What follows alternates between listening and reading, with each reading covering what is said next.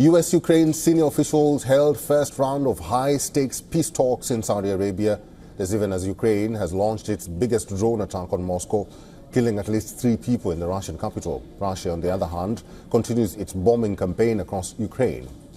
Trump's national security advisor Mike Waltz has offered a brief but telling remark saying we'll get there. While details remain scarce, the talks mark a critical step in Trump's efforts to reshape U.S. involvement in Ukraine within speculation of a potential peace deals and shifts in military aid. For now, both delegations have taken a break, but all eyes remain on Jeddah as the world waits for what comes next. These are the images from the moment of attack in Moscow region. At the break of dawn, the drone attack sparked fires, suspending air and transport in the region, injuring at least 18 people.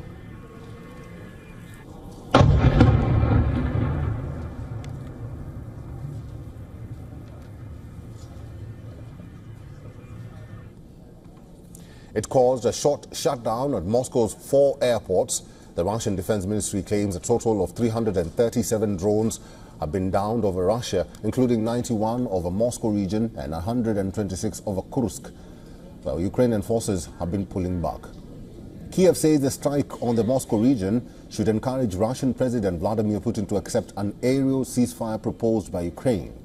In the wake of the drone strike, Russia says the US is seeking to understand how ready Kiev is for talks on ending the war.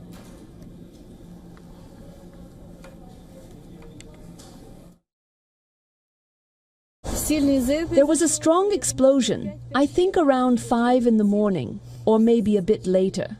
It was very strong. Everyone got up to see what happened. We heard that many more were flying to the center. About 6 or 7 of them, getting further and further. After that, we saw that a window in our kitchen was broken.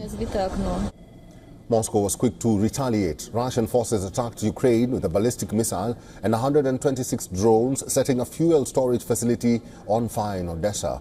Ukrainian officials say at least 2 people were injured in different parts of the country.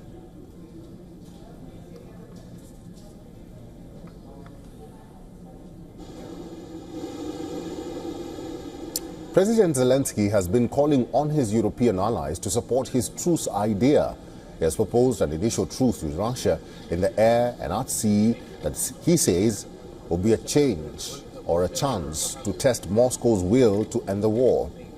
Ukraine's European allies argue that Kiev can only negotiate a peace deal with Russia from a position of strength, and Ukraine should not be rushed or pushed to the bargaining table with an aggressor.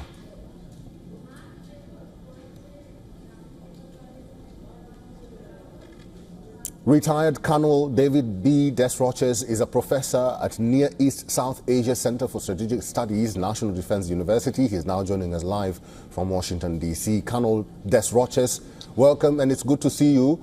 Will there be any concrete solutions or outcomes in these talks, given that both Russia and Ukraine seem to be retaliating each other and escalating the conflict by using drones in their assaults?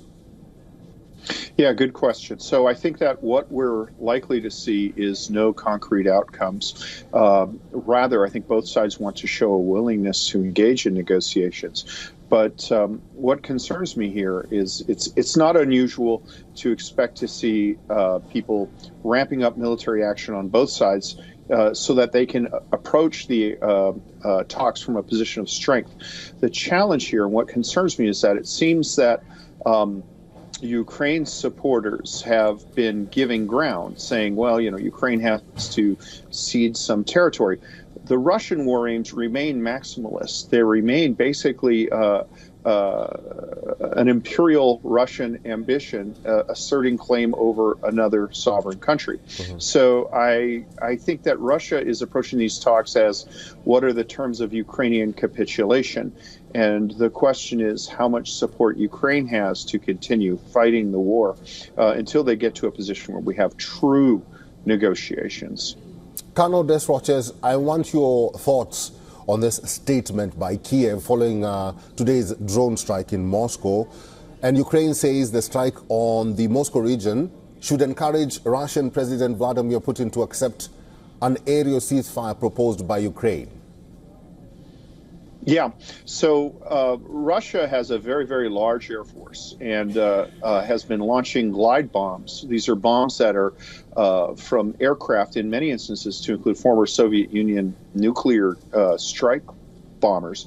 They are able to launch glide bombs from Russian airspace that then descend and have had a huge impact on the Ukrainian civilian infrastructure. They've been targeted at primarily the power grid, but also residencies. Ukraine's response is much smaller. It's usually been drone strikes conducted in there. So Ukraine wants to see an end to this aerial involvement, which would basically provide a degree of security for the whole country of Ukraine and confine actions to the battlefield. All right, we'll have to leave it there. Colonel Des Roches, as always, thank you very much for all your insights and for talking to us today. It's an honor. Thanks for having me. For all the latest news, download the WION app and subscribe to our YouTube channel.